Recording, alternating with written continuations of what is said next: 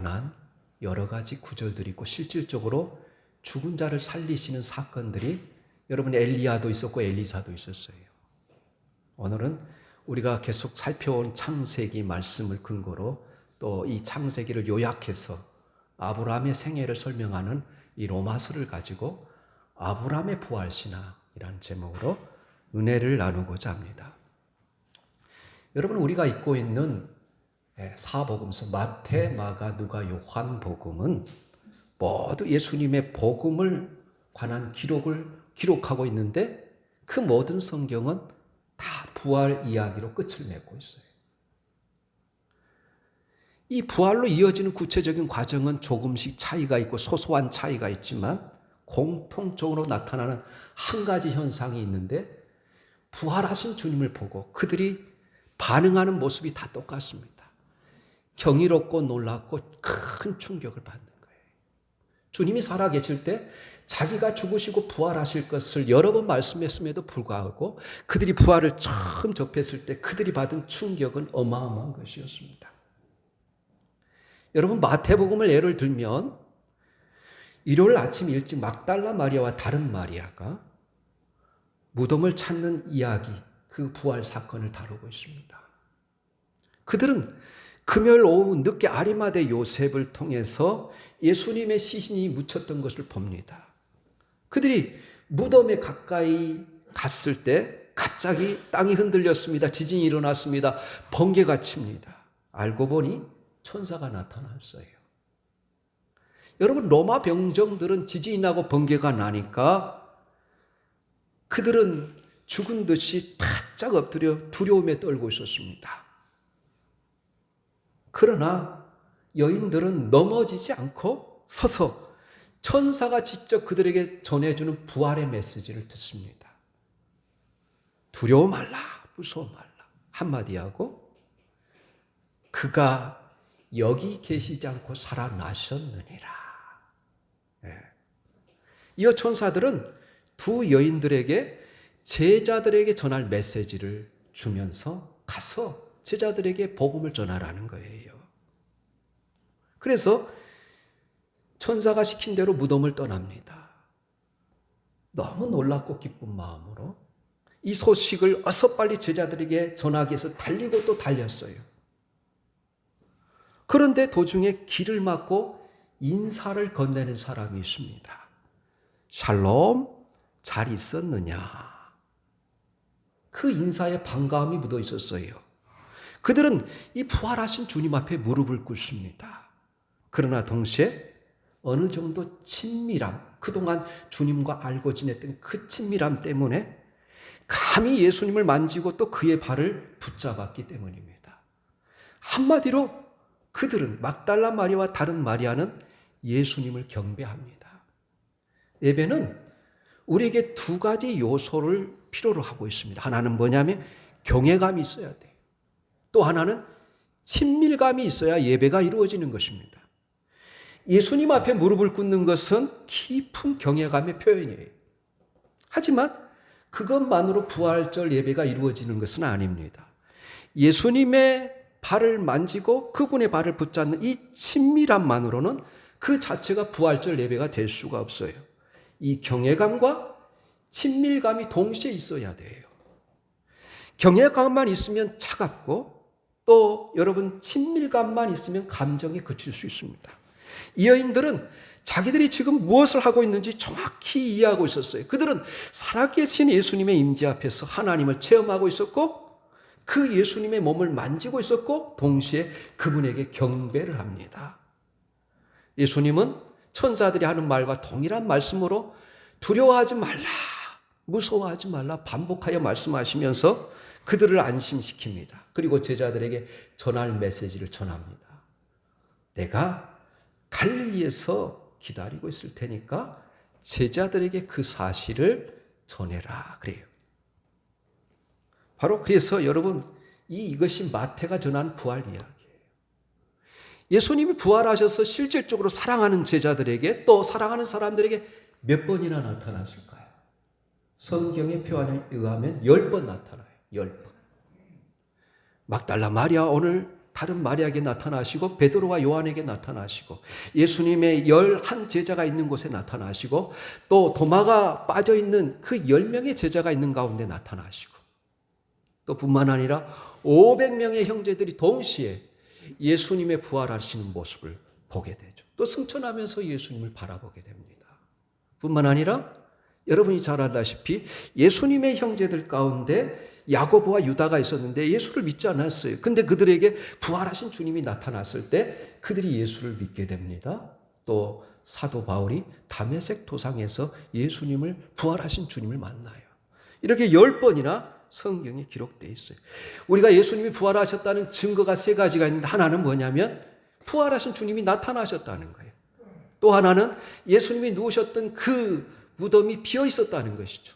또 하나는 그렇게 두려움에 꽁꽁 얼어 있어서 여러분 감히 나갈 수 없었던 제자들이 바로 그 부활하신 주님을 만나고 확신 가운데 성령의 능력을 힘입어서 예수님이 부활하셨음을 증거하게 됐다는 것이죠. 여러분, 예수님이 사망 권세를 깨뜨리시고 부활하셨습니다. 예수님이 이 어둠의 세력을 물리치고 모든 원수들을 다 이기고 부활하셨습니다. 우리 주님께서 우리 죄를 위해서 죽으시고 주의 말씀대로 부활하셨습니다. 부활의 첫 열매가 되셔서 우리 모두에게 부활의 산 소망이 되심으로 우리들도 언젠가 죽는다 할지라도 다시 살 것을 믿는 이 믿음을 주셨습니다. 그래서 여러분 고린도전서 15장 부활장이지 않아요? 15장 마지막 2구절은 이렇게 끝나요.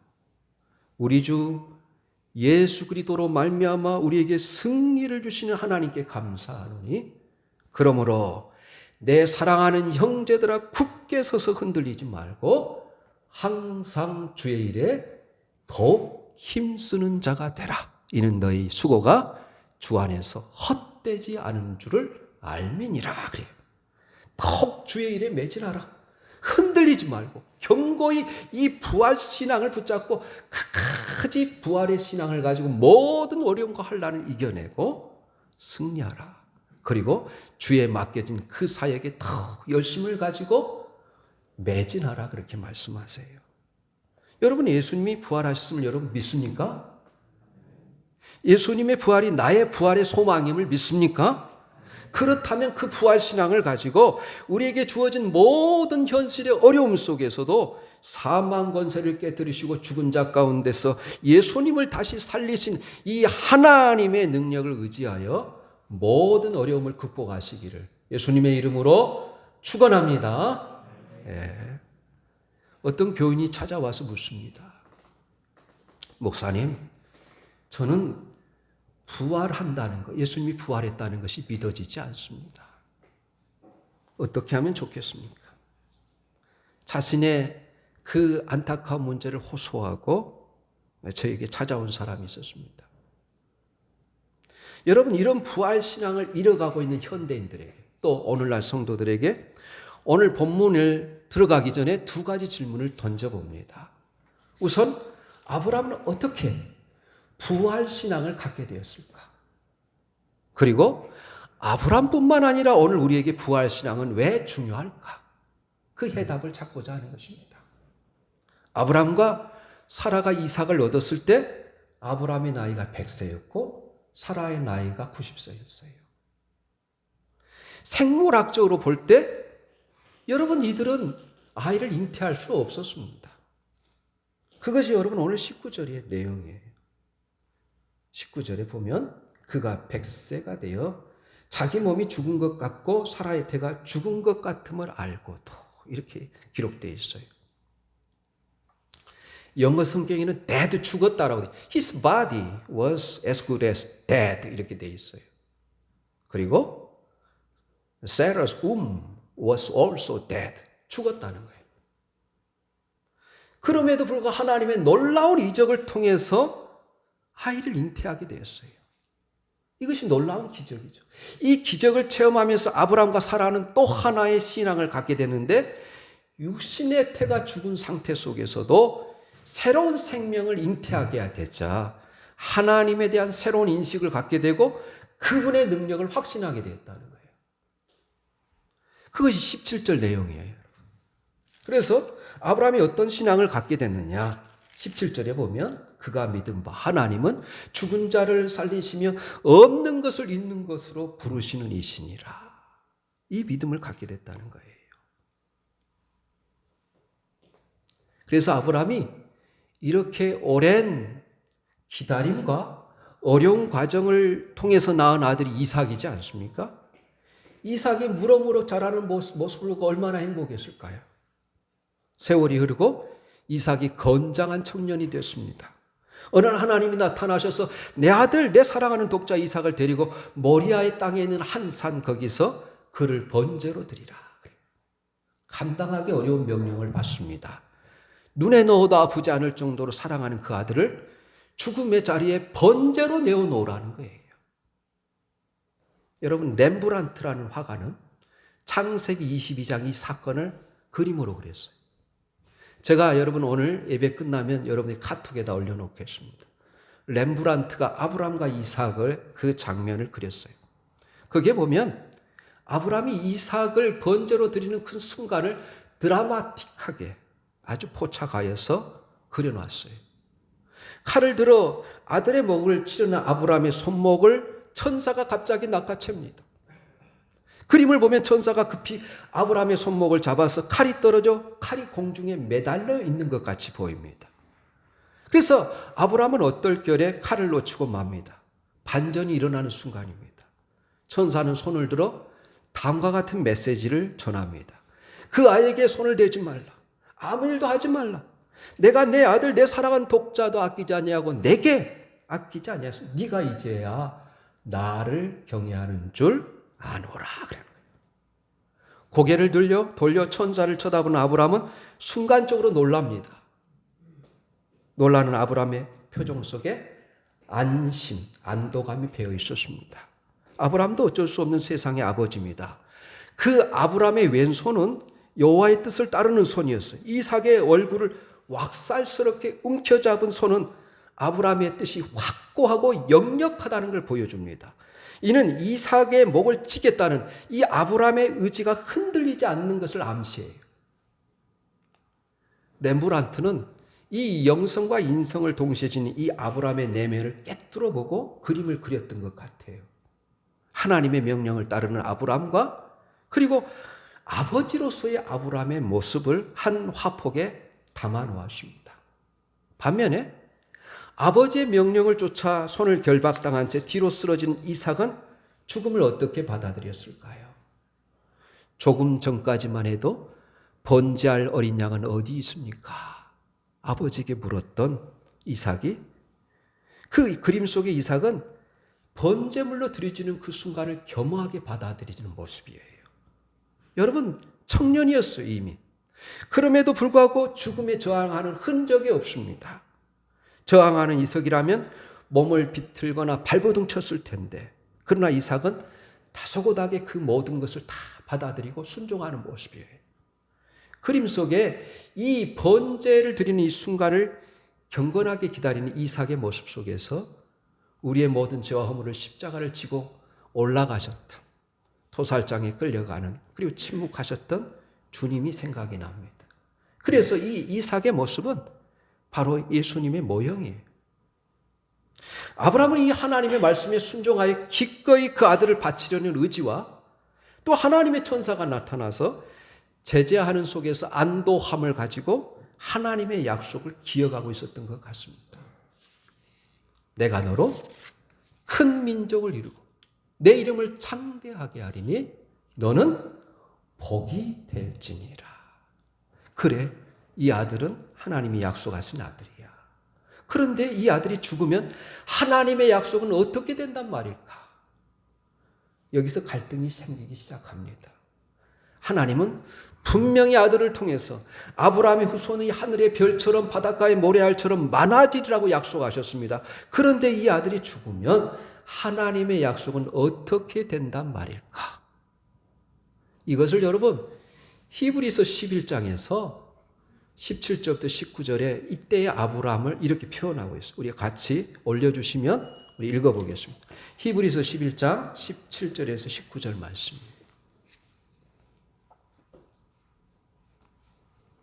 우리 같이 읽습니다. 히브리서 11장 17절에서 19절 같이 읽습니다. 시작. 아브라함은 시험을 받을 때 믿음으로 이삭을 드렸으니 그는 약속들을 받은 자로 때 그 외아들을 드렸느니라.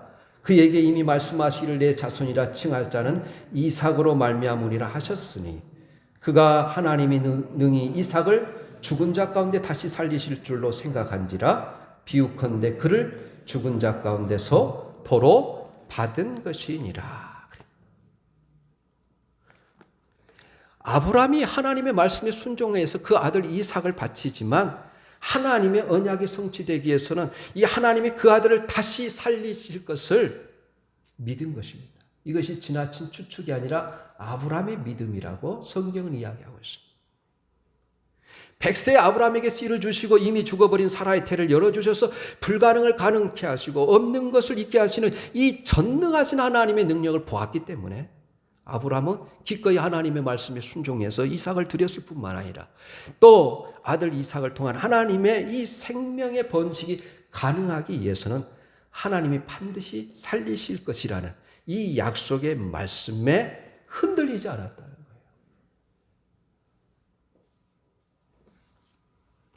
정말 그랬을까요? 아브라함이 하나님께서 이 하나님의 약속을 믿기 위해서 몇 번이나 나타났다. 똑같이 7번이나 나타나. 성경에 보면 아브라함이 자주자주 흔들렸어요. 여러분 지금 제가 계속해서 여러분들에게 이야기하지만 아브라함도 우리가 똑같은 사람이었다는 것을 여러 번 말씀합니다.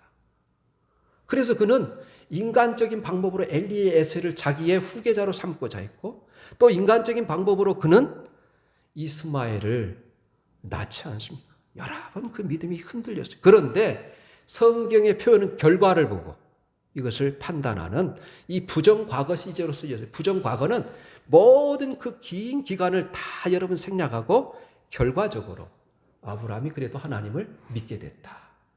그런데 여러분 이것이 하나님의 열심이었다는 걸 제가 여러분들에게 여러 번 이야기했습니다. 하나님이 나타나셔서 별빛 언약으로 또 바닷가의 모래알 언약으로 햇불 언약으로 여러 번 나타나셔서 내가 내 자손을 창대하게 하고 큰 민족을 이루게 될 것이다. 하나님의 열심이었다는 것입니다.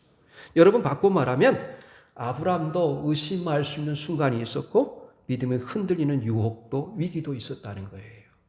그러나 약해지는 믿음과 흔들릴 수 있는 이 의심의 가능성을 넘어서서 마침내 전체적으로 보았을 때 그들은 의심치 않고 견고함에 이를 수 있게 됐다라는 거예요. 이것이 창세기 본래 기사의 보도와 정확하게 일치하는 거예요. 아브라함이 엎드려 웃으며 심중에 이르기를 100세 된 사람이 어찌 자식을 낳을 수 있을까? 사라는 90세가 어찌 생산하리요? 창세기 18장의 내용이지 않습니까? 이것이 하나님의 약속에 대한 아브라함의 처음 반응입니다. 사라가 속으로 웃었다고 창세기 18장에 나와 있어요. 하나님께서는 사라가 웃는 것을 보시고 그에게 따지십니다. 왜 웃느냐고. 사라는 웃지 않았다고 자신이 웃었다는 사실을 인정하지 않으려 합니다. 이것도 어느 정도 사실인 것은 사라는 밖으로는 웃지 않았어요. 그러나 속으로 웃었다는 거예요. 속으로 하는 말도 하나님은 아십니다. 품고 있는 생각도 아십니다. 그래서 우리가 늘 하나님 앞에 있음을 알고 조심하셔야 돼요. 그리고 마침내 하나님께서는 그들에게 약속한 아들을 주셨습니다. 태어난 아들을 이삭이라 불렀습니다.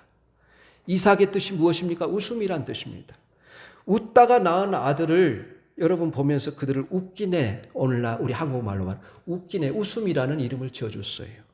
아브라함과 사라도 의심의 순간이 있었습니다. 우리가 의심이 올 때 어떻게 의심을 극복할 수 있을까요? 오늘 이 아브라함과 사라의 사건들을 살펴보면 그 해답을 찾을 수 있다는 거예요. 여러분 만물을 창조하시고 무에서 유를 창조하신 여호와 하나님이 원하시면 불가능함이 없다는 그것을 아브라함이 믿었다는 거예요. 자기의 상황을 믿는 것이 아니라. 사람들이 왜 부활을 확신하지 못합니까? 그것은 근본적으로 하나님의 전능하심을 믿지 못하기 때문에 그렇다는 거예요. 그래서 여러분 지난주에 전능하신 하나님, 창세기 17장에 할례를 이야기하면서 나는 전능하신 하나님이라. 내가 반드시 내 뜻을 이루고야 마치는 하나님이시다. 우리가 믿고 있는 하나님이 참으로 전능하신 하나님이라면 어찌 그 전능하신 하나님이 죽은 자를 다시 살릴 수 없겠습니까? 무에서 유를 창조하시고 불가능을 가능하게 하신 하나님을 믿습니까? 그렇다면 여러분은 이 부활신앙을 수용할 수 있는 거예요. 우리 부활신앙의 장애물이 무엇일까요? 장애물을 넘어서는 비밀이 무엇일까요? 여러분의 신앙을 이성에 두지 마시고 하나님의 전능하심에 있음을 믿으시기 바랍니다. 이 전능하심에 두라는 거예요, 신앙을. 또 우리의 상황을 보지 마시고 아브라함처럼 하나님의 약속의 말씀에 두라는 거예요. 우리를 창조하시고 숨쉬게 하시고 온 세상을 다스리시는 여호와, 우리가 믿는 그 하나님이 전능자라면 부활이 가능하다는 것을 믿으시기를 예수님의 이름으로 응원합니다. 그래서 오늘 20절에서 22절까지 보면 믿음이 없어 하나님의 약속을 의심하지 않고 믿음으로 견고하여져서 하나님께 영광을 돌리며 약속하신 그것을 또한 능히 이루실 줄을 확신하였으니 그러므로 그것이 그에게 의로 여겨졌느니라. 그러는 거예요. 사랑하는 여러분, 우리의 신앙이 세상을 놀라게 하지 못하는 이유가 어디에 있을까요? 우리가 전능하신 하나님을 믿고 구세주 되신 예수님을 믿으면서도 우리의 믿음이 능력을 나타내지 못하는 이유가 어디에 있을까요? 오히려 세상 사람들에게 우리의 믿음이 부끄러움을 당하는 이유가 어디에 있을까요? 많은 이유가 있겠지만 한 가지 이유를 든다면 우리의 신앙이 상식과 이성이라는 한계에 묶여있기 때문이라는 거예요. 우리의 믿음이 이 상식의 수준을 넘어서지 못하기 때문에, 우리의 믿음이 이성의 한계를 넘어서지 못하기 때문에 하나님 우리를 통해서 기적을 일으킬 수 있다는 것을 왜 믿지 못할까요? 우리의 믿음이 항상 우리의 한계와 이성 속에, 우리의 상황과 환경 속에 두기 때문이라는 거예요. 우리의 신앙이 이 상식과 이성의 한계에 묶여 있다면 하나님이 우리를 통해서 어떤 기적을 나타낼 수 있겠습니까? 결단코 없습니다. 죽은 자를 다시 살리시며 없는 것을 있도록 창조하시며 불가능을 가능하게 하시니 하나님을 신뢰할 수 없다면 하나님은 여러분을 변화시킬 수 없어요. 여러분, 죽은 자 가운데 다시 살아났다는 그 말은 뭐냐면 세 가지 뜻이 있어요. 하나는 죽음이 생명의 삼킴을 받았다는 거예요. 사망 권세를 깨뜨리시고 우리 주님 부활하셨다는 것이고, 또 하나는 예수님이 다시 살아났다는 말은 우리 모두에게 주님께서 구원을 주셨다는 거예요. 예수 그리스도를 믿는 자는. 또 하나는 바로 예수님이 다시 살아났다는 것은 예수님의 제자들처럼 우리들도 변화될 것이라는 거예요. 여러분이 믿는 하나님은 너무 작지 않습니까? 우리가 믿는 하나님은 상식과 이성에 묶여있는 하나님은 아니십니까? 상식을 초월하고 이성을 초월하여 우리의 삶을 바꾸시고 불가능을 가능하게 하신 이 하나님을 신뢰함으로 주께 영광을 돌리는 일들이 많이 일어나기를 예수님의 이름으로 권면합니다. 그래서 여러분, 요한복음 11장에 나사로를 살린 사건 속에서 예수님이 사흘 만에 들리잖아요. 그때 마르다가 그 나사로의 무덤 앞에서 예수님께 뭐라고 말합니까? 죽은 지 사흘이 되어서 썩은 냄새가 나는 거예요. 그때 예수님 뭐라고 그러냐면 네가 내 말을 믿으면 하나님의 영광을 보리라. 그러면서 나사로야 나오너라 그러니까 나사로가 여러분 그 무덤에서 나오지 않습니까? 죽은 자를 다시 살리시는 이 하나님께서 죽어있는 것과 마찬가지 이 살아의 태를 통해서 약속대로 마침내 자손을 주실 것이라는 것을 믿는 이 아브라함에 대해서 성경은 이것을 보시고 그의 믿음을 의로 여기셨다 그래요. 아브라함의 구원과 그의 믿음이 의로 여기심을 이 받은 사건을 단순히 보여주기 위해서 성경이 이 사실을 말하는 것이 아니라 우리도 아브라함과 같은 믿음을 가질 수 있다는 사실을 말해주기 위해서 기록됐다. 오늘 23절, 24절에 그렇게 이야기해요. 우리 23절, 24절에 보면 다시 한번 읽어보겠습니다. 그에게 의로 여겨졌다 기록된 것은 아브라함만 이해한 것이 아니요 의로 여기심을 받을 우리도 이함이니 곧 예수 우리 주를 죽은 자 가운데 살리신 이를 믿는 자니라. 여러분, 성도, 신자, 성도, 크리스찬, 신자를 성경에서는 어떤 자라고 표현하냐면 부활신앙을 믿는 자를 성도라고 그래요. 여러분 고린도전서 15장에 분명히 여러분 12절인가 15절에 그렇게 되어 있어요. 예수 죽은 자 가운데 다시 살아나신 것을 믿는 자, 그런 사람을 신자라, 성도라고 기록되어 있어요. 그래서 아브라함이 하나님께서 그에게 주신 이 외아들을 이삭의 이 부활을 믿을 수 있었던 것처럼 하나님은 오늘 저와 여러분에게 이 예수 그리스도의 죽으심과 부활을 믿도록 요구하시는 거예요. 이 믿음이 없으면, 이 믿음에 견고히 서 있지 않으면, 여러분 이 고린도전서 15장 2절 3절에 보면 이 믿음을 여러분 끝날까지 간직하라는 거예요. 이 부활신앙을, 이 부활신앙에 확실히 서서 이 부활신앙에 견고히 너희 믿음을 세우라고 그래요. 네, 사도 바울이. 그래서 여러분, 예수님은 이 자기 친구 나사로의 무덤 앞에서 온 세계가 놀라워할 만큼, 온 세계가 들어야 할 놀라운 메시지를 던지지 않습니까? 그게 뭐예요? 나는 부활이요 생명이니 나를 믿는 자는 죽어도 살겠고 무릇 살아서 나를 믿는 자는 영원히 죽지 아니라. 이것을 내가 믿느냐? 마르다에게 물어보는 말이에요. 오늘 여러분 우리가 교동문의 마지막 말씀이 마르다에게 물어보는 말씀이에요. 예수께서 이르시되 나는 부활이요 생명인 나를 믿는 자는 죽어도 살고 무릇 살아서 나를 믿는 영원히 죽지 아니하리라. 이것을 내가 믿느냐? 그러니까 마르다가 뭐라고 대답해? 이르되 주여 그러하이다. 주는 그리스도시요 세상에 오시는 하나님의 아들이신 줄 내가 믿나이다. 사랑하는 교회 여러분, 이 아브라함의 부활 신앙을 본받아 우리 죄 때문에 죽으시고 우리를 의롭다 하시기 위해서 다시 살아나신 이 주님을 신뢰하고 그 주님의 은혜에 감격해서 다 하나님께 영광을 돌리며 살아가시기를 예수님의 이름으로 축원합니다. 하나님 아버지,